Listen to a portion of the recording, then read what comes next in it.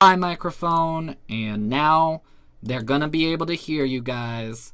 So give it up for the room. Woo, woo, woo, woo, woo. Awesome. Cool. Hello everybody. Spotlight myself real quick, just for the starting off of everything. Hello and welcome to today's episode of Too Funny Feedback. My name is Tom, and co-hosting the show with me is Liza. Tonight, each of our comedians will be performing a 5-minute set. After your set, Liza and I will be giving about 5 minutes of feedback before moving to the next comedian, while we invite discussion during your allotted time, and any questions that you have in the moment. We're consistently booked on this show, which is great, but it also means we always get tied down for time. So if there's something that we don't address, or any concerns that you have, follow up with us in email. You'll get an email after the show where you guys can give us some of your feedback, in addition to you can use the contact us form on our website. But yeah, do that, and I'll be happy to go into more depth. And if anyone has questions after the show, oh wait, I already said that. I need to delete that from my intro. Already off to a great start. But to our audience, keep in mind as we get started that our intention is to help facilitate the growth of the comedians who come to us with varying levels of experience. Also, comedy is subjective, so you may not agree with us, and that's okay. We are also learning on how to give good feedback, so appreciate that. And additionally, if you guys enjoy the show and want to support the stream, please consider making a donation while watching at district-comedy.live, or liking, sharing, subscribing to the District Comedy platforms. A link to all that can be found in our episode description. And finally, are you a performer trying to develop material, or a narcissist trying to get 5 minutes of spotlight via Facebook forum? Well, now you can get your own District Comedy Notebook by going to district-comedy.live. Now you can write all of your grievances into a notebook where no one will ever read it, instead of into a post that will be seen by potentially 6,000 plus people. Again, visit district-comedy.live for details. I'm done. Anyway, we'll just jump right into things. Any chance John has hopped into the room yet, Lisa? No, he has not hopped into the room. God damn it. Across the pond. That's fine. I'm at peace with it. Let's see who we do have in the room. Next up on the list, which I will share now. Here we go. I guess we'll start off, if he's okay with it, Kyle Petrila. Yay. Are you there, I can go Kyle? later if anybody else wants. Oh, okay. That's the first time that's happened. Let's see. What's up? Well, how about you, Desiree? Are you willing to share your joke babies with us? Yeah, sure. Yay! Everybody, give it up for the hilarious, the Canadian, the uncrustable Desiree Walsh. Woo, woo, woo, woo! Hello. As Tom mentioned, I am Canadian. There's still no joke there. It's more of a humble brag still at this point. But I am really rooting for you, America. Yeah, I have been doing a lot of Zoom mics with Americans, and I really, really do like them. I'm learning so much about your country, specifically your snack food. Recently, I discovered the Uncrustable, and we don't have these abominations in Canada. So, I had never seen one. I was told it was very similar to the white trash cousin of the Pop-Tart, or the red-headed stepchild of the Pizza Pocket. And ladies and gentlemen and other people, that was not a very inclusive pronoun. I'll work on that. That'll be my feedback for my own joke. Inclusive pronouns. I finally got to try an Uncrustable. Tom actually sent me one. Normally in this joke, it's a comic from Virginia. Yes, they arrived completely unfrozen, and I put them in the freezer, as you do. And I was able to try one, and I still hold to the conviction of America. Wouldn't it be just easier to make a peanut butter sandwich? That's essentially, it's just a peanut butter sandwich in a circle. Yeah, and I still don't understand. Like, it seems like a lot of work because with an Uncrustable, you have to thaw it and then cook it and then eat it. Actually, in my original joke, I was missing a step. You have to fiddle with a plastic bag and then eat it. Yeah, and I don't understand. And I did try to eat it frozen because I'm told that saves some time. And that's a good way to chip your teeth, is what I've learned. If you do not enjoy a symmetrical smile, eat an Uncrustable frozen. Yeah. So, I still don't understand why we're paying money for the worst day of grade 2 when the ice pack fell on top of the sandwich. Still don't understand. Again, I know you're supposed to let them thaw naturally, and really, like, what do you mean? Like, you just take it out of the freezer, cuddle it, hold it close, sing it Tiny Dancer. I really had to do this to get it to unthaw. Which is, like, the sad part of this joke. I still believe Smucker's needs to be stopped between this and the Goober Grape, more so than ever, really. Yeah, there's still a lot of talk about like what's wrong with the U.S. or what happened, and I don't pretend to know the answers. And really, as somebody who only recently discovered New Jersey was a state, I don't believe I'm entitled to an opinion, but I do believe it started with the invention of the Uncrustable. And I think I'm gonna leave it there because that's the only thing I really want feedback on is like the revamping of the Uncrustable show. Okay, then we're going to leave it there. Woo, woo, woo! Give it up for Desiree Walsh. Woo, woo, woo, woo! All right, cool. Just stopping the timer there so that's not distracting me. Yeah, I mean, I thought a lot of the stuff that you did, I think, framed it well as far as, like, updating it now that you've eaten the Uncrustables. I'm also still, though, of the thought that you could just keep doing it as you were and pretend you haven't eaten Uncrustables, but I think this way it kind of gives people an interesting perspective, like, this is what I thought before, then I tried them, this is what I think now. So I kind of really like how it's developing now, which in a large part is because of me sending them to you. So good job, me. Yes. So that's just a joke. I like, I think also part of it, though, is, unfortunately, I feel like me and potentially Liza, although less so, are a little bit biased. Yes, because we like you in general, but also because I think there was a humor that came out of knowing how the jokes normally go and then hearing the differences now that you've eaten them. Yeah, I was wondering that, and then I wasn't sure how to make it kind of inclusive for people who had no context. I mean, I think that if people had no context, they still would have gotten most of it. But, like, I just mean, like, there were some things that kind of, I think, got an extra bit of a laugh from me because I knew the context. Like when you called Uncrustables an abomination.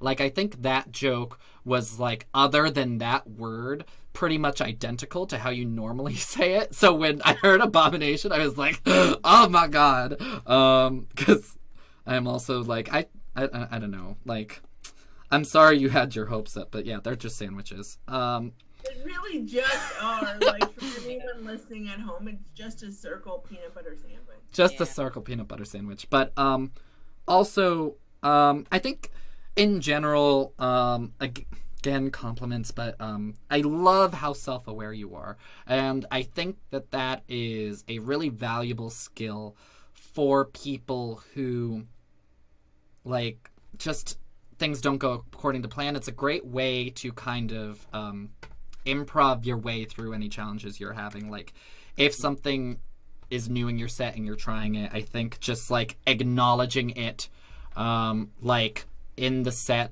obviously you wouldn't do this in other sets, but, like, this is the note I'm going to give to myself later, got a laugh from me, or if this were at another Zoom mic, it would be Virginia-based comic, which I think is a strong skill. And like, if you wanted to work with that more, like, you could potentially rewrite those ideas and those riffs into a way that make it into the set. I feel like you've done that with a couple other things before too, where like they start off as riff and then work it in so that it sounds like it's normal. The one part, and I think you kind of fixed this yourself. That's also why it's kind of hard to give you notes right now, is because you were giving yourself notes throughout the set. But I think you hit the nail on the head when you corrected yourself, because I think you had a list of things you had to do in the process of eating an Uncrustable, and one of them you said was cook, and then you later went on to say, oh wait, I forgot a part about fiddling the plastic. And since I don't believe you have cooked them yet, I don't believe you tried them fried yet. I put them in the toaster oven once, and then I got really scared. And then I just stopped it. So I only cooked it for about, 37 seconds. Mm-hmm. I was just very afraid that... Rightfully so. That could happen. But nonetheless, maybe save the cook and then just plug fiddling with the plastic into there, and then you'll still have your ladder, and like that joke will still work. And then stuff that was like completely new that stood out to me was the, if you don't like symmetrical teeth, that's a good one for eating it frozen. And I just think that it's just a matter of whether or not you have your set like written out in front of you. I don't think you need to have that, but I think just like making sure that you have a clear idea of the progression, maybe if it's just grouping them, so that you don't have like there's like, I think you like went into the symmetrical smile piece and then went back to the process of eating the Uncrustable when you went to the tiny dancer joke. So there's potential for reordering, but it might be better to like have it after the, like, it just seems like a lot of work. Yeah. Unless you're really gonna like dig into the process of like eating an Uncrustable again, I think just group it all together. It's hard because I know what it is now. Like, it's the wonder is different. The light has disappeared from your eyes. Oh, I don't know why I'm still spotlit. This is supposed to be in gallery. Sorry. Gallery wild. There we go. Are you good? No. I'm good. Yeah, that's part of why I was saying it. I was like, we need to see Liza. Wait, why are we looking at me?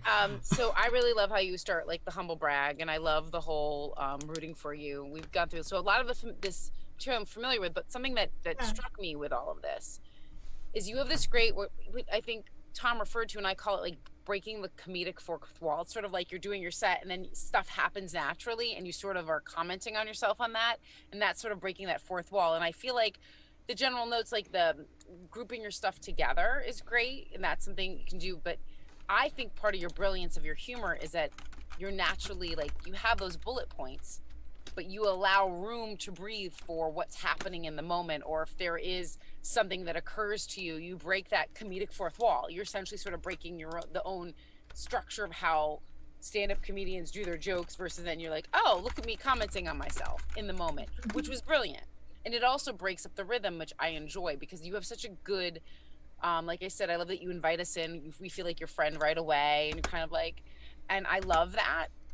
So I feel like I know, keeping all of that, and there are a few moments where it really stepped out to me, like the abomination, just like adding new words. Like, you have the same idea and jokes, but letting them grow naturally. And that's the thing. And I think that because now you know what Uncrustables are, that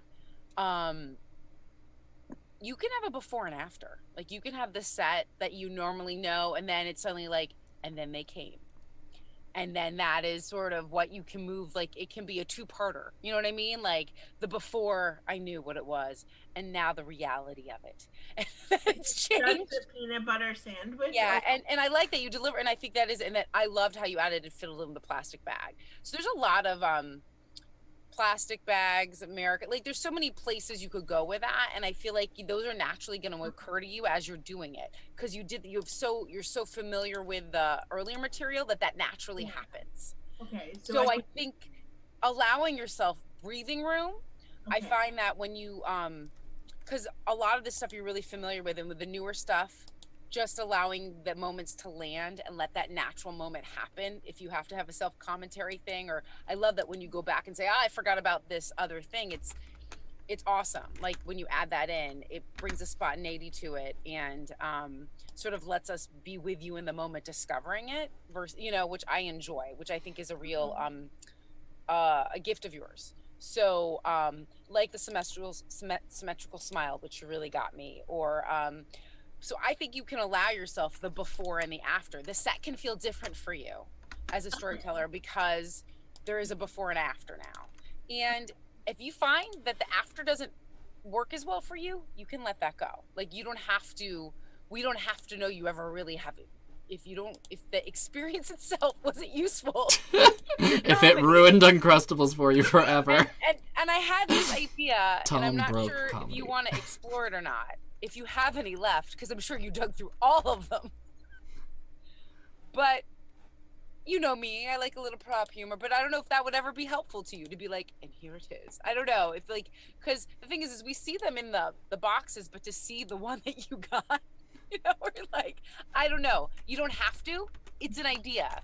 It's just something, or if you're, as you're rehearsing your set, if it helps you or if it doesn't, like you play with that. Like you have that option now. Like you have the full journey, and you get to decide if it helps you or not and how you describe it. So I feel like as much as like you're tied to those jokes that are useful and wonderful and land wonderfully every time, you can allow them to evolve, and you can let them go or eliminate ones that you just don't feel help you in your set anymore. Does that make sense? Okay, I think it's giving yourself permission for that.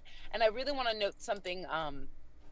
When you said naturally, let it thaw naturally, you had this great rhythm, and it was like you were like coaxing it, like natural, like in the moment. And I love when you do stuff like that. I encourage that, because that to me brings us more in the moment and how you were experiencing it, and it was really funny. So okay, sounds good. Really thank you. Great job, Desiree. Yeah. Next up on our list, 5 minutes. he looks ready now. Give it up for Kyle Petrila. Woo, woo, woo, woo, woo, woo, woo.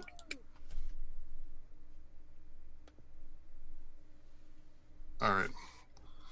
So just so you know, I just pretty much wrote this shit. So, so if it's not in a great order or whatever, it's just testing jokes.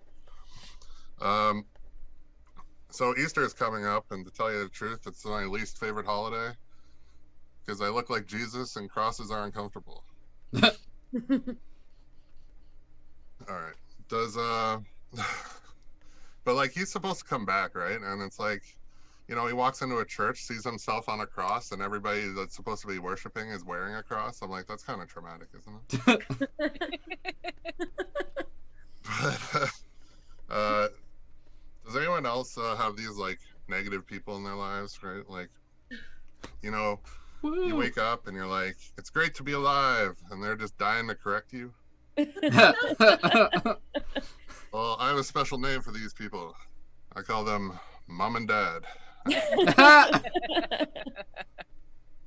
Seriously, as I get older, I'm finding it harder to buy greeting cards, right? Like Mother's Day, Father's Day, and stuff, because they all have these super positive sayings and poems that like my parents couldn't possibly live up to.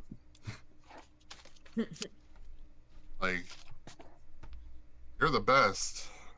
Are you? Are you really? Thank you for all your sacrifices. It's like, did you? I suggest a rating system of like 1 to 10 of like how good your parent was, so you can like find the card that's right for you. Like, like, Happy Mother's Day. Your emotional problems became my emotional problems. Or, Dad, you were really there, and then you weren't. And now you're back. So there's that.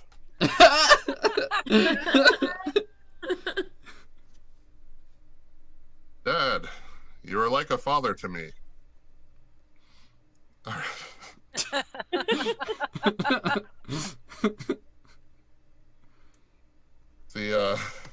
Where am I? All right. People are always worried about getting like friend zoned with people they like. And I can honestly say I've never been friend zoned. The women I like don't want to go out with me or be my friend.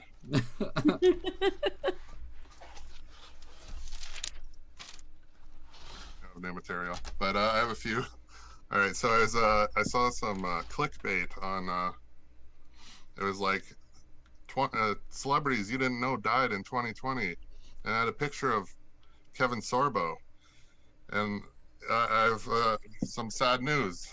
Kevin Sorbo is alive and well. I was also this is a questionable one, but there was the Black Lives Movement, right? All these protests and whatnot, but like during the Black Lives Matter movement, they canceled the most black-led show on TV.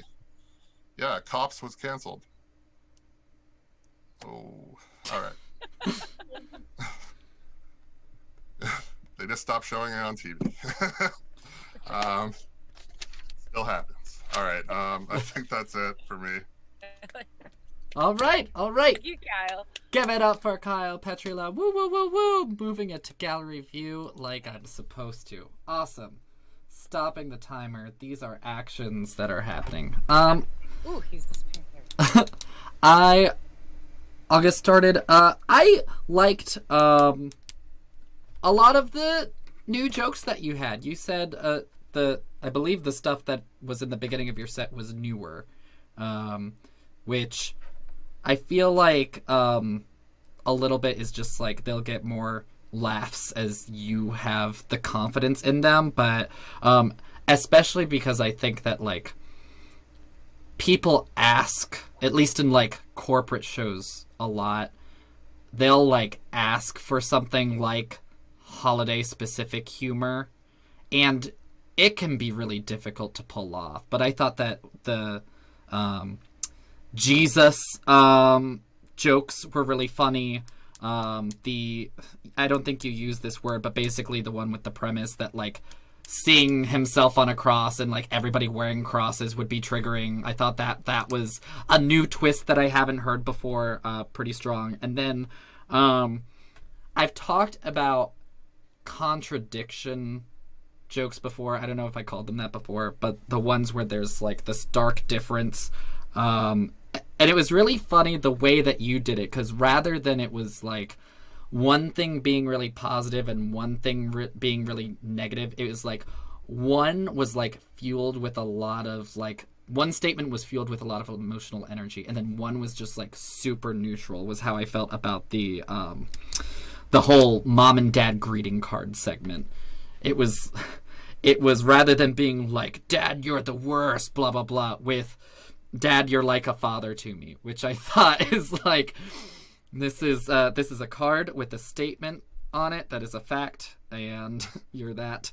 And then I love the idea of a rating system for your parents too. I think that that's something that you can explore more if you want, and then going a little bit backwards, I think have one more in your ladder for when you're kind of doing the exposition of these are what greeting cards are normally like before having your twist on them. I think you had, unless I missed one, which if I did, let me know. No, I was Googling them as Deborah was about to start. So yeah. All right. Well, Google is an excellent resource, so good job, Google. But like, if you're gonna have like a list of like the normal greeting cards, I think you had to have one more. Yeah. I don't know why it works like that, but it just does. Oh, I also thought the friend-zoned joke was strong. I know you said you're not thinking about order, but it would be fun to explore if you were doing a larger chunk. I'm assuming at least every comedian has some group of jokes that can be like cataloged or categorized as like relationship jokes. I think that would fit in easily there if you wanted to. And then so the Black Lives Matter joke, I think that the tricky thing about that sort of thing is you just want to make clear somewhere else in your set what your view is, just to so that if there is ambiguity in like the statement you're trying to make, that people will have gotten to know you well enough by the set.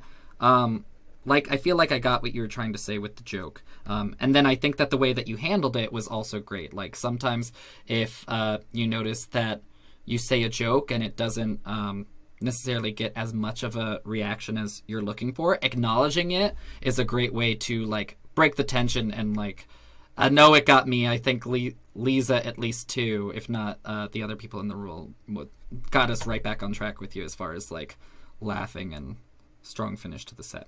No, so I have some risky jokes. There's another one I used to do, but it could come across if people don't listen. So it could come across badly if people aren't listening or they don't actually like, or if they're too stupid to understand the joke type idea. Like, because it more like points out racism as opposed to being racist. You know what I mean? Yeah, so. And I think that that's a really fair point. I got it. I got that you weren't trying to be racist, but that is like a fair point that sometimes with that material, it becomes, the edgy thing about it becomes like making the point in the statement in a way that isn't super simple, because it's like people have to think about it, and if they don't want to think about it, their minds will just jump to conclusions. So it seems like you're already aware of that as a possibility, which is great, but that's it from me. Well, I enjoyed your set. I like that you mix up your backgrounds. I want to ask you, do you always do that to like, according to like the, because I know this last time was about like, you know, Aquaman at the start of your set. Is that, yeah. Do you normally do that? I'm just curious. Aquaman, well, that was the first time I did that for Aquaman for you guys, actually. Aww. Well, it like kind of like occurred to me, I guess. And then today, yeah, I was like, fuck it, I'll do it again. And then, but this is debut for this set. I did it for, I had the Aquaman thing on for another set, but I like that. Yeah, it went well. I do. I mean, everyone has a thing, and like I talk about point of view and like came out point of view, but like I like that because it's like it's a gimmick without a gimmick, because it's something within, like I said, we're in this virtual reality. Let's have fun with it. Let's do something that's gonna help us. You know, I love that we have Uncrustables like with Desiree, and we have this like, either you take an expectation or you twist it, but you get to decide what you do with that. So I really enjoy that. Some people may not think it's but I enjoy it. I think it's clever, because I also feel like your humor and your jokes are very like, they appear like an easy one-liner, but they're thinkers. You know what I mean? Like, it's like you say the but the and you get us a second later, and I like that about your humor, and I like that about your rhythm. I think you have a good rhythm. I know that this is newer material, so just figuring out that rhythm, because I think sometimes it didn't land as easily as it would have if you just figuring out how you drop that sort of that, because you have this great way of doing that neutral thing, like that Tom referred to, like about the cards, or like, you know, that you're like a father to me, and then just like moving on, like that was great. So I love how you do that. I love the rating system idea. I've thought about this so many. It takes me 2 hours to pick out a card for my parents because I don't want to give one that lies. So I get the one that's like that, like literally. So I was like, brilliant. Someone else thinks this. I really appreciate that. I think you should start a line. But you talked about a rating system, a numbered. So maybe you want, this was something that occurred to me, is that do you want to number it or decide what number is, or use the numbers? Because you talked about rating them via numbers. And then it didn't come into the joke later on, or you can eliminate that just saying rating or finding. But it was something that occurred to me that you brought up, but then didn't use in the other jokes. You just talked about what they might say, which was hysterical. You know what I mean? Just a thought. It's like you say with it being newer material, I know you were reading from the notebook. I do miss your face a lot, like your eyes, and I like seeing your eyes and like your face and seeing what you're doing, you know, just something to be aware of. You're reading, like, I understand this is all a construct of this. You wouldn't be, you know, a lot of comedians also do have like notebooks down on the, you know, when you do stand up or things like that and have references, but I just want you to be aware that, and I know it's because it was newer, just being aware of when you're looking down and when you're not, and that we catch more of your face. Sometimes I just got your eyelid sometimes, and sometimes that works. I just wanted you to know that I desired to see your eyes more. And I like there was that. I think that you have really good way of, like I said, saying something neutrally, it appearing like an easy one-liner, and it's not. It's a thinker, and that's great. And then you connect it. I know this was new, so a segue into the Friends thing. I just think it didn't have like that. It just was like moving into new material. Yeah, there was no segue.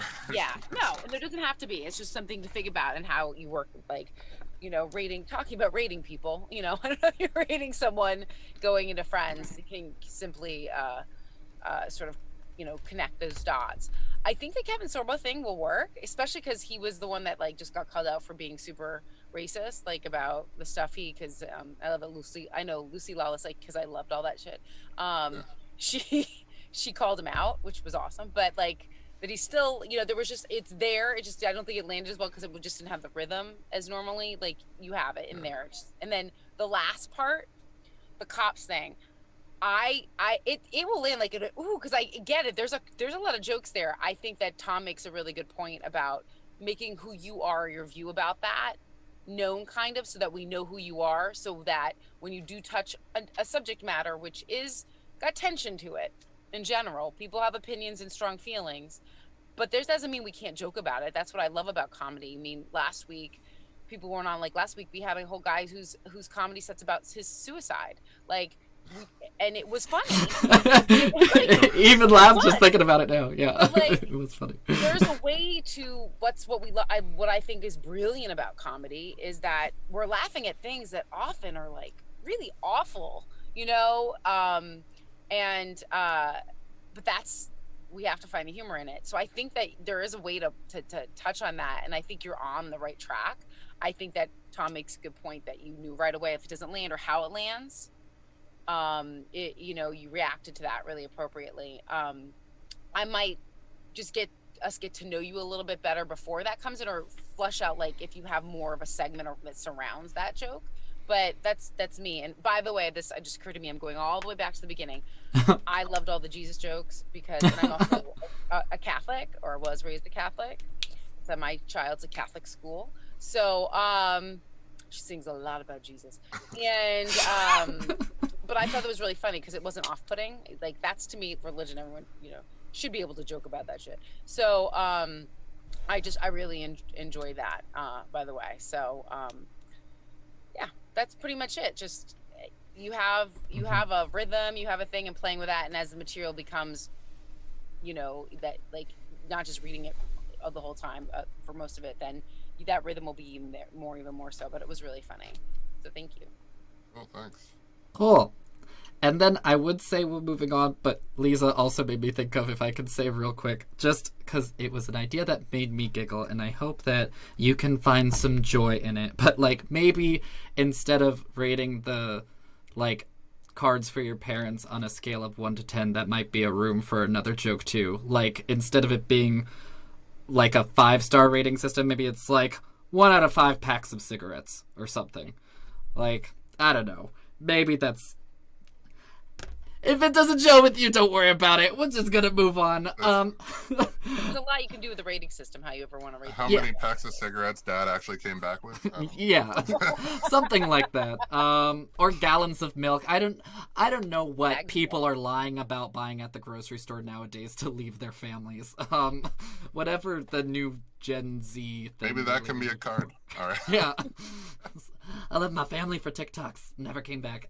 Anyway, next up, I'm really excited to have this guest because she was recently on the TB&J mic and our most recent episode of Laughing into the Void, our show / podcast where we interview comedians. But she's here now, and we're gonna hear her jokes and give us some feedback. Give it up for Casey Hackett. Woo, woo, woo, woo, woo, woo. Thank you. Thank you so much. It is freezing out there. The entire U.S. is like below freezing right now. And Desiree, I don't think you're doing any better in Canada. I think it's still pretty cold up there too, just in Celsius. So I'm wearing 2 pairs of pants, and that's not because I'm eccentric. I wear hats to be eccentric. So the 2 pairs of pants, I actually have a medical condition where I turned purple. The only reason I'm not purple right now is because wine actually helps, which is a slippery slope in general. It really is kind of like medicine, and that makes me sound like, I don't know, like a 50s housewife. Mama needs a medicine. But my hands, feet, arms, they get purple and cold. They have ever since I was a child. So next time you're complaining about your partner who's in bed and their cold foot touches you, just think you could be in bed with me, Jackie Frost. So, appreciate what you have. I started showing symptoms of this kind of Violet from Willy Wonka disease right around 6th grade, which is like the crucial time to be turning different colors, right in middle school when everyone wants to fit in. It wasn't easy for Kermit to be green. It was not easy for me to be purple. It was not. Mood rings were really popular right around that age. And my mood ring always said I was dead. So the goth kids were really jealous. They like really envied me for that. But the scary thing is not only I didn't know what the hell was going on at that age, but neither did the adults. And they had some really helpful advice. So again, in 6th grade, my mom would suggest like flapping my arms around a lot to increase the blood flow. And this is also not the child you want to be in school, waving your arms around a lot. I had a teacher who legitimately said in class, perhaps all of my clothes were too tight. And I think we'd be able to tell if every article of clothing I owned was cutting off my circulation severely enough to turn me purple. But we were looking for all the solutions, and thankfully this was in the early 2000s. It was actually 2000. So Missy Elliott was walking. So I was able to fit right in with the baggy clothes. It did not help the circulation though. But maybe I was a little bit cooler for just a moment. And then I had another teacher, and I think it is important to the story to point out she was a grown woman, and she asked if maybe I was getting my period. And I was like 12 years old. I didn't have the breadth of knowledge about women's bodies that say, Congress does. I was pretty sure menstruation wasn't caused by like all of the blood draining from your hands and funneling through your uterus. Like, I just like had a feeling that wasn't exactly the cause.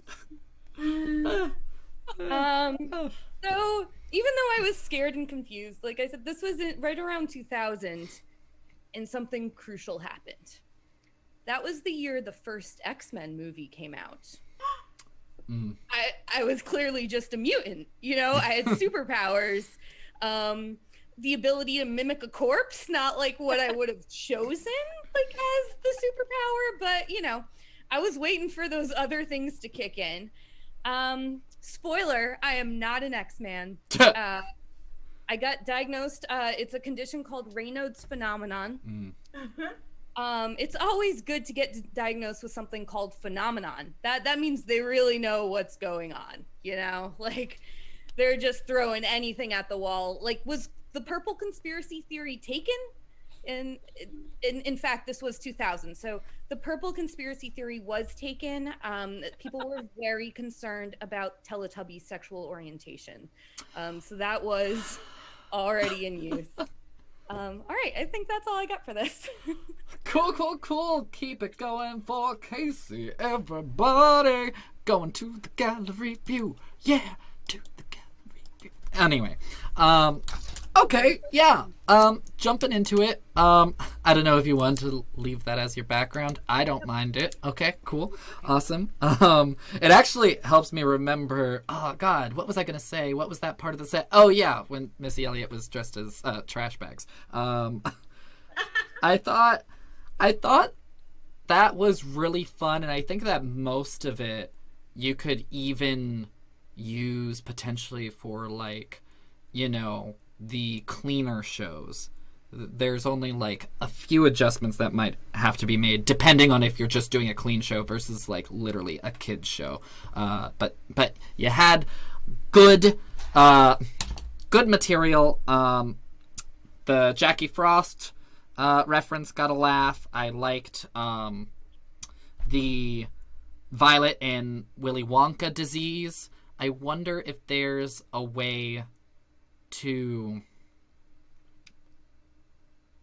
put, like, this is very like a syntax thing, but like loop Willy Wonka in earlier somehow, just so it doesn't feel like a mouthful doing the Violet Willy Wonka disease. Yeah, it is a lot to say.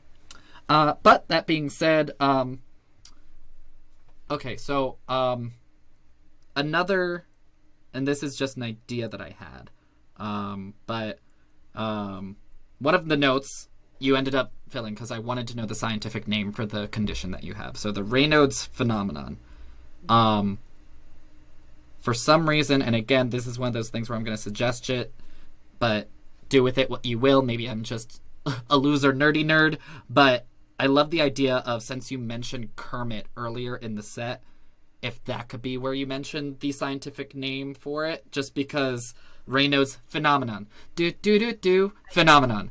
Okay, cool. Awesome. I just, that was something that connected. I thought it was a question mark in my joke notebook. Phenomenon? I had the same thing go through my head. But Oh, yeah. I believe Lisa's obsessed with the Muppets, if I'm not mistaken. A little bit. Okay, cool. Muppets and Star Wars. But also, Mood Ring was strong. And I also thought that probably had the most potential out of any of them if you wanted to go the route of something in line with, like, the kind of depressed millennial humor that's going on just because you're dead inside. And then between, like, being dead inside, flappy arms, and, like, the wearing baggy clothes, I wonder, and this is, like, going to be a writing exercise for you, and it may not be worth it, but I would love to summarize those three things into one image, whether it's like and please tell me if I missed it, if it's like necromantic, like, bird from, I don't know, like the thrift store or something, I don't know, but like putting all the images together into one to just, like, kind of get the maximum bang for your buck out of jokes that you're already making. And also, maximum bang for buck, breath that Congress has killed me. That killed me in a way that I was like, God, also, what's wrong with our country? So many things. And then I think that you can also do, like, I'm moving straight along from that joke, but, like, talking about being a mutant.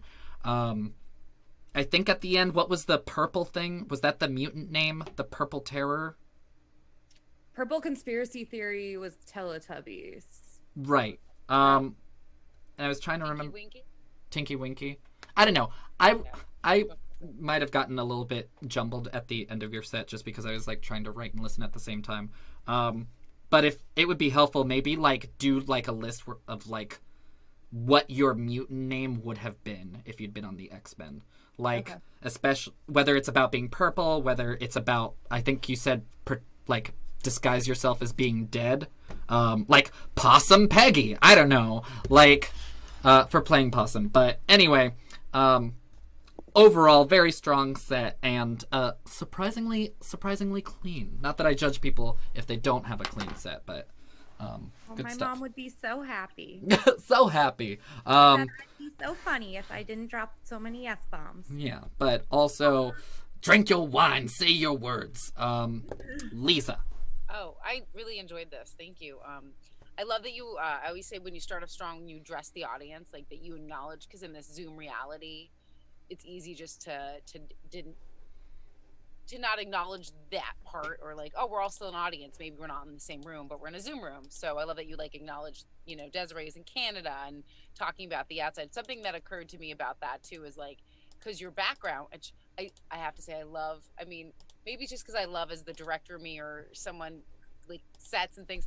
I love that you changed your background and used it. Like that's something I'm always like, I love that when people take what the reality is and use it for their advantage when it comes to the Zoom and comedy. get us a second. So, but the white was making me think, I'm like, oh, all white. And then you like could reference it's really cold out there, like snow. I don't know. But that was like, there was something there that it's all like, it's a whiteout, as you can tell. The two pair of pants, eccentric. I like, that was great. I think I love your sort of style, that it's very sweet and genuine. And then you just drop things in that sort of like, oh my God, that's so funny. Wine, slippery slope. I love that it's difficult to say if you've had too much wine. That's lovely. And I got a little like slippery. That is hard to say. And as you went through the medical condition thing, it's funny because I wrote right underneath, you mentioned, I'm like, what's it called? I want to know what it's called. Also, because a friend of mine just got diagnosed with this. So I was wondering, I knew what you were going to say. So yeah, I was like, oh my God, I think it's this thing. So I felt very vindicated when you named it. I was like, yeah, it is. like not like they're happy that they have it, but you know, that they have a name for it. I loved your little references about different colors and things, because this is you take it through the whole set, but it's very subtle until the end where you're like purple and things like it was really smart that way. And I also love the references. I mean, it's interesting to me because Tom and I'm essentially a different generation. And you being in 2000, like in middle school, I was older. I was sorry, at college. But I loved it all because it brought me right back to it. I knew exactly what you were talking about. But I love that that for someone who, Tom, were you born? Yeah, you were born, but you realize like that he would know all the references or enjoy the same jokes. Like it doesn't have to be, even though your references are kind of historical or topical in ways, the way you talk about them and that we still have points of reference, that it isn't like a specific generation you're just talking to. I like that. The way you've constructed that is really good. So like the Kermit stuff and the Willy Wonka, which I think is a great reference because it's a brilliant visual reference. To that, everyone knows that when she blows up like a blueberry and she turns bright blue. Yeah. And then going into it, the mood ring, dead. I love that. I think I was laughing that I caught the goth kid like after, and I was like, oh, but just dropping, like that's what I mean when you're like going along and it's really sweet, and then you're like, yeah, they were really, you know, jealous or whatever. It's like, yes, I got it. One of my favorite parts of your whole thing was neither did the adults, when you were like the kids. I thought that was awesome because it sort of turns it back, like you're really framing the next part of your set, and I enjoyed that, how you did that, how that turn and taking the emphasis of just going along, but like, wait a minute, let's examine this. All of my clothes were too tight. I have this you do a lot of great visual images because it's a very visual thing you're talking about. If all my clothes were too tight, I don't know. Wasn't Spanx coming out around then? I don't know if there's a joke about that with like the uterus. That like there's just Spanx. That made me think of Spanx. I was thinking spandex initially because I'm older, and I was like Spandex, and I was like, it's 2000, Lisa. It's called Spanx. Then so like, they put it under their clothes. They didn't wear it out like the rest of us in the 80s, bright neon. So I enjoyed that. Then you had that brilliant background change, which I truly enjoyed. It was like, yes. And that the Congress thing killed me about the period, and like, and I love that you gave the moment of like letting that sink in. Like I even knew, like I didn't think that draining all the blood through, like it was great because as you can think it's funny, and then you start to really think about like that an adult thought that is ridiculous, and that they were teaching you. Wasn't this like someone in the educational system? Yeah. Like, so the X-Men movie, I love that, the whole like the way I love how you make the references. Like I said, they're specific, but they're not, but everyone gets them, even no matter what generation they're in. And then when we finally get the payoff, so I don't know if I would say it earlier personally, the Raynaud's, because I think that's the payoff of the whole journey. But I do think there's a place like Phenomena, like you can add it there. There's something you can play with if you find you want to. But I think I like that the payoff was at the end, because it hooked me in. And then the purple thing, purple conspiracy theory, which I do remember vividly, but that I don't know if everyone remembers that one, and which one it was called. Was it Tinky Winky? I forget, but there was something, they thought it was like referencing homosexuality, and that's when, in 2000, that was just awful. What, the Teletubbies? So yeah, everyone was worried the purple Teletubby was gay, and that was a and his symbol was a triangle. Also, they were like, "Oh, it's a like there was just."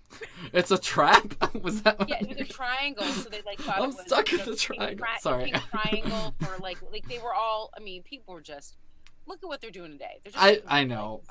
People are awful. Like, you could also make a reference if you wanted to make it more top, like conspiracy theories back then were much gentler than the conspiracy theories we seem to have today.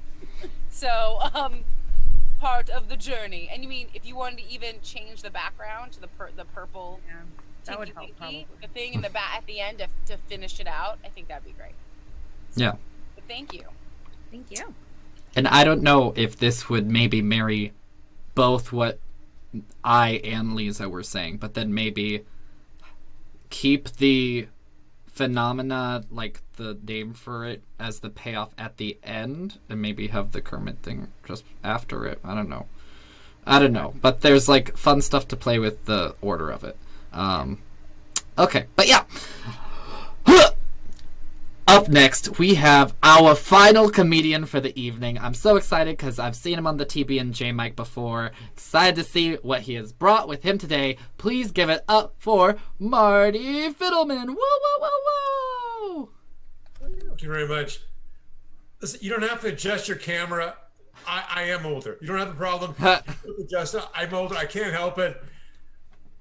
I just ordered some moisturizer. So by next week, I'll be completely different. Don't worry about that. I'll come back, won't even recognize me. Go, who's that kid over there? No, it's me. But anyhow, I just wanted to let you know, if we're worried about, don't worry about the computer. So listen, I really think I'm doing too many Zoom shows. The other day I was in a supermarket. I tried to unmute myself. Yeah, nobody saw because everyone had their cameras turned off, so it wasn't a big deal. It was fine. I noticed it was just nothing. It was nothing. But one of the good things about these shows is that my friends that live all over the country have the opportunity to watch me. They never do, but they have. They have that opportunity. Yeah, and being on Zoom, I am now unemployed all over the world, so that's pretty exciting. And I had my first social media troll. Yeah. Well, first troll that I'm not related to. So first one, yeah. He said he might have to kill me. Yeah. Hate it when people can't make up their mind. Come on. I mean, can you imagine? I'm waiting in line 2 hours. Finally get the COVID vaccine, then he decides to. Oh, come on, dude. That's not good.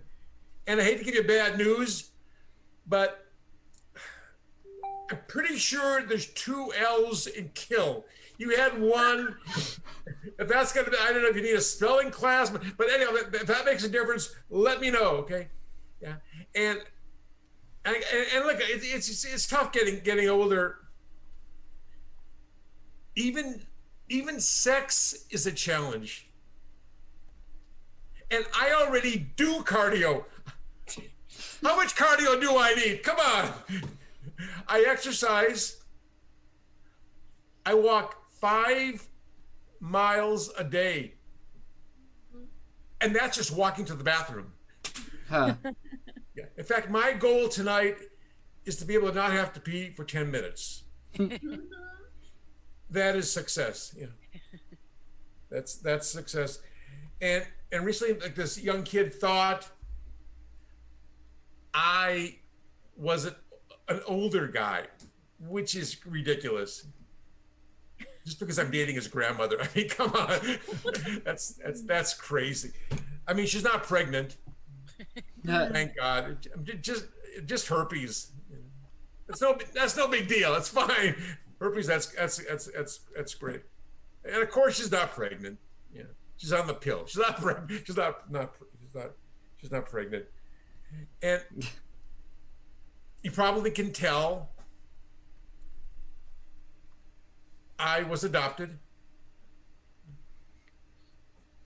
Well, the good news is I am available now to get rehomed. So if anyone thinks I would make a nice addition to your family, seriously, I would love to hear from you. And if I ever do get adopted again, it would be like, hey, Billy, I'm your new brother. I'm Mr. Fiddleman. We are going to be roommates. Going to be sharing the same bunk bed. Want to borrow a football, a jockstrap, some Viagra? No problem. No problem. Yeah, I was never breastfed. Still hopeful. Oh. And somebody used my credit card to download music from iTunes. And I am not going to press charges.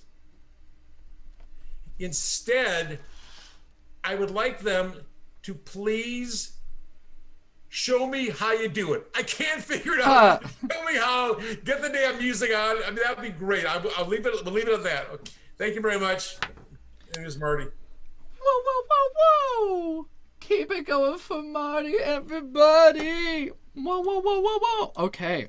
Sorry, I was just having such a great time writing down my notes in this awesome notebook that you can now get. Sorry, I won't do that. I won't do mid-show plugs.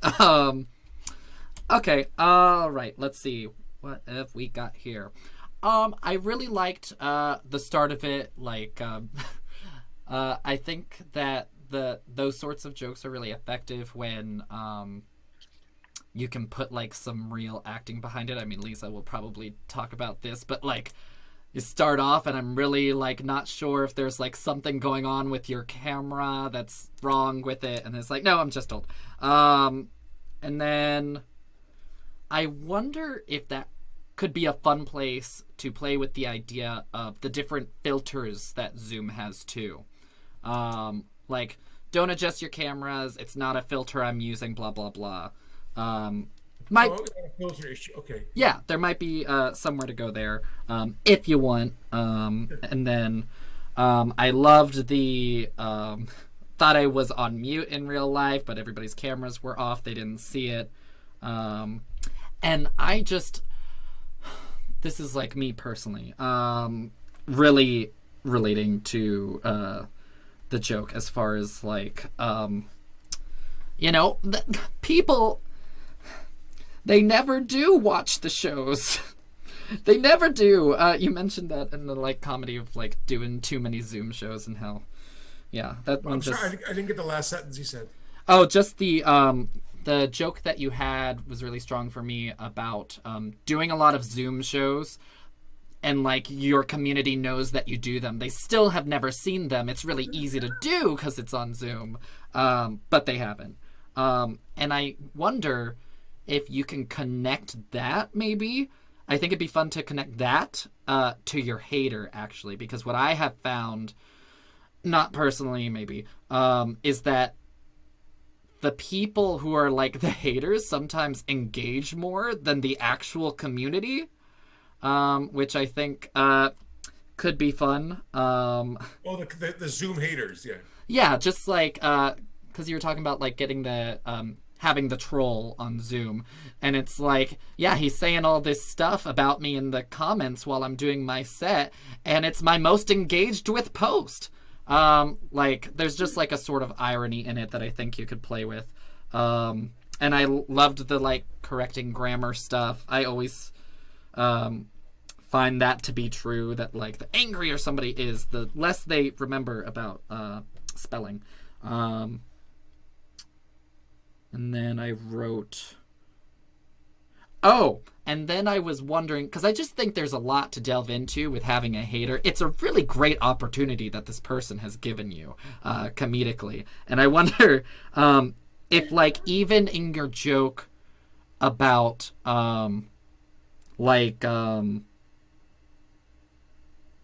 when you're talking about the sex and like dating grandma or like having sex with grandma, maybe you fucked the hater's grandma. Maybe that's who you're talking about.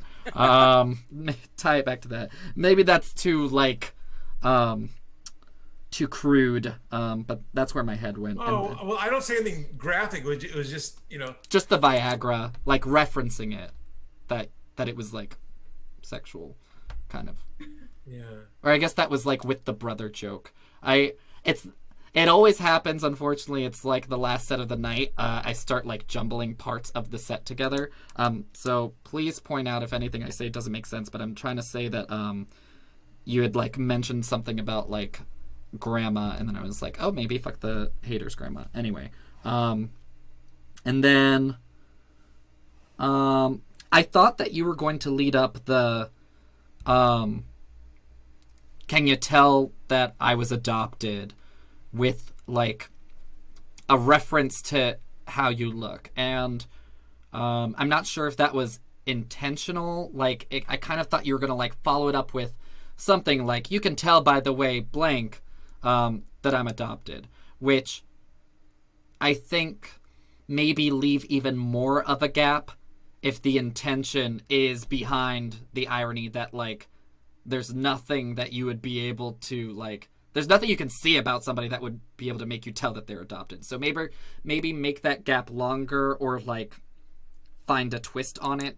just to like point out more clearly that the joke is that you can't see. I used to say something like, because of the blue shirt, all adoptees wear this shirt. So like something like that, something like nonsensical that like, of course that's not a true thing. It's like, you can tell, never mind. I'm not even going to try and make a joke. My brain's not going to do it for me.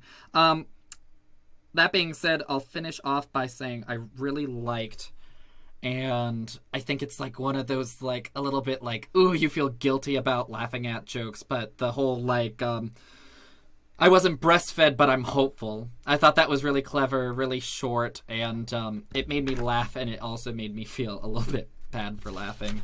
But Lisa's probably going to disagree with me, but let her take it away. No, I enjoyed the set. I like that.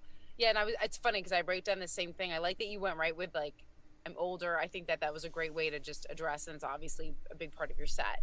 And that you sort of talk about that, you acknowledge it. I like the idea of saying filter too. I wrote down filter, like don't just filter. You could even, not that you want to or have to, but you can play with a filter and be like, made me think of, remember that lawyer who got stuck? If you ever see the with the cat, like just be like, this isn't me getting stuck behind a filter, like something like that, like the cat face.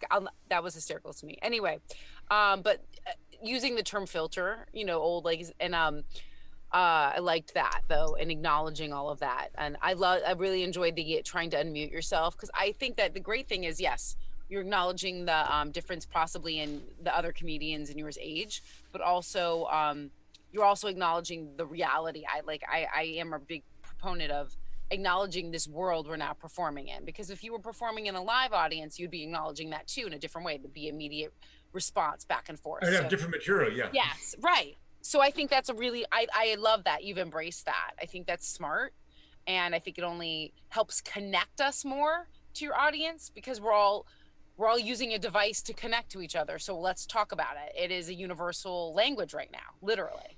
So, and so I like that you're using that terminology and focusing on that too, as much as like you may think the age might be a difference between them, you're bringing it back to a commonality, and I think that's awesome. But that your perspective as someone being of maybe a different generation or a bit older with it, that you can play with that humor about it, which I think is a lot of great material. I love the end. Try to unmute myself. Like, Chris, that was great. Having the opportunity, I wrote these down. These are all like things that hit that I enjoyed. They have the opportunity, you know, and I do enjoy the unemployed all over the world thing. Oh, thanks. One thing I think that you can use with your age, that you talked about the vaccine a little bit, we could be jealous of you. You can get a vaccine. You could do things we couldn't do. You could get all vaccinated and we can't. Like, that is something you can play with. And I think you can put that in there somewhere, because you mentioned like, I forget where was how to make up your mind. Like he was going to kill you after you get vaccinated, and that would be a bummer. Actually, I haven't. I'm working. I still haven't gotten vaccinated. Right. Okay. But I'm saying, But like, some people are. Yeah. That is something you can hold over your head. Like, you can do the comparison age thing of like, I can hug anybody I want. Maybe you can go and like sext or something, like do something that like the kids are doing, whatever, and be like, but guess what? I get a vaccination. Like, I can trade my appointment with CVS for you. Yeah, like I can treat my vaccine appointment or something. Yeah, I can sell a vaccine appointment. Yeah, like you have something, even though, because age is sort of looked at, unfortunately, and I'm older in years too, is that you know, it's not looked as the attractive or the fun thing, but you got like, man, in this society, like getting that vaccine sooner and better, like that's a thing. Like you can. Yeah. And it's not like you hear a lot of adults lording it over the younger people, but hey, here's an opportunity. Have some fun. Go for it.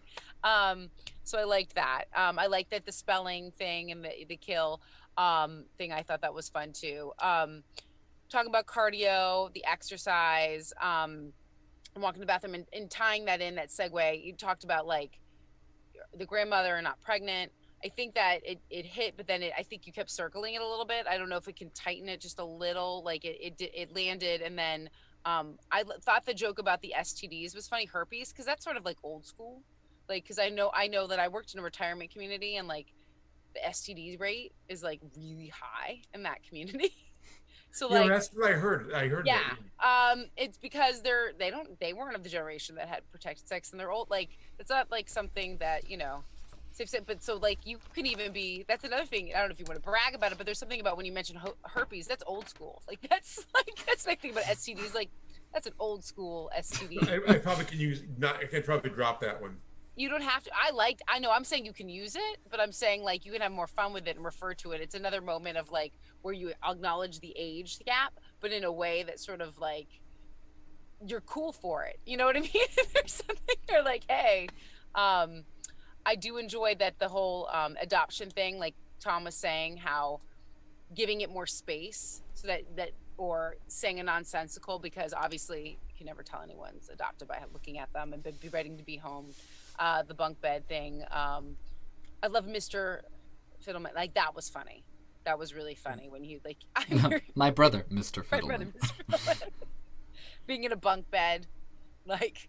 You can call out what bunk bed you got. I got Tom Bunk, you know, whatever. You can play with that. I think that one thing you can think about is just the segue into the breastfed thing. Or maybe you can segue it into, I was hoping to get adopted into a home where they breastfed or something, or breastfed. I've never been breastfed, so hopeful. I like that joke, but I think the segue could probably. Oh, the breastfed, yeah. Yeah, to that. Yeah, I don't want to overdo the breastfed thing. I don't want to make you know, it's kind of weird, but I don't know. But you could also bring it up before I was the adoption, so I wasn't like the breastfed, but I'm still hopeful I'll bring home. Like you could, it's tied in there. I just think the order maybe examine, and then going into someone took your credit card for to use iTunes. Oh yeah, iTunes. I like that. You could also, this is an opportunity, and I know, do you remember the Nano? They could show you how to use your Nano or your iPod or things that we don't use anymore. Like, you can take it and be like, show me how to use that. But then you can even, if you wanted, to refer to some really old technology. which is I have it downloaded on my VHS tape or something. yeah. Or like, because I remember. Does anyone else remember? I'm gonna ask. This is a. Do you guys remember if someone said a Nano or an iPod? Would you remember what that is? Yeah, I know Yes, what an thank iPod you. is. Well, yeah, but no one has them anymore. I remember. No, they don't. Thinking my Nano was the shit when I got it. It only plays music. It's tiny, and you can't even see like the. Can't even see the. About 1 inch big. Yeah. Yeah. You know, like, but there's a joke there too that you're going already with the humor and the older things. So I think dig into that and dig into the technology and the divide. But I think you could have you had a great fun with it. But I think that you can have more fun. I guess maybe this is because I'm on the older side of I'm at the midway point more so that like I'm all ready to be like, yeah, young kids. Like, no, you don't have to be like that, but like there's opportunities to be. You know, I would be very happy if I got vaccinated. So if I was on that list, not with the general population still. I give up my iPhone if I could get an old VHS tape or something. Yeah, you can brag about if you have comorbidities. You'd be like, look what this is doing for me. Like, but so I enjoyed all of that. I think having embracing that, I think your, as I call it, point of view is really strong.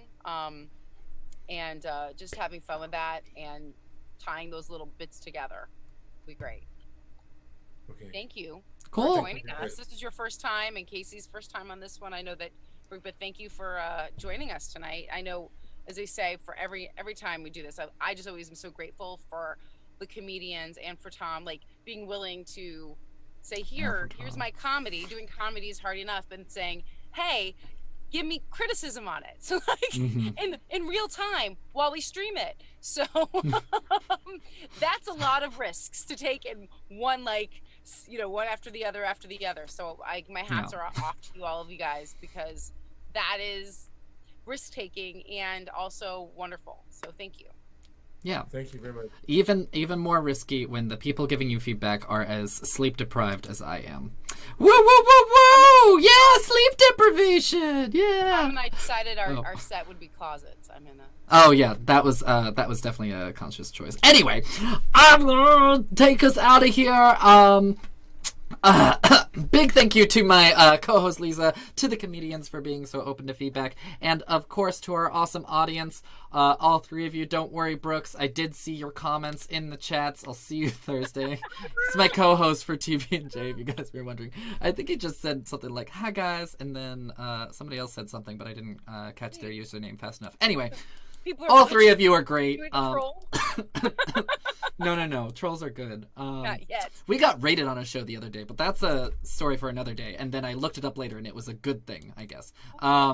Again, if you want to support the stream, you can do so at district-comedy.live, or hit the share, like, or subscribe button, or buy one of our super fancy notebooks. I'm being honest. This is like a dollar store notebook. Like, this is not great. If you're buying this, buy it knowing that it's another kind of tip. You're giving us another kind of tip where it comes with a stack of papers. But you can write in it, and it can be a journal. Anyway, I'm not great. This is why I don't have any sponsors. And sorry, I'll get us out of here. And if you want to be on the show, you can sign up using the link in the episode description. See you next week, and have a good night.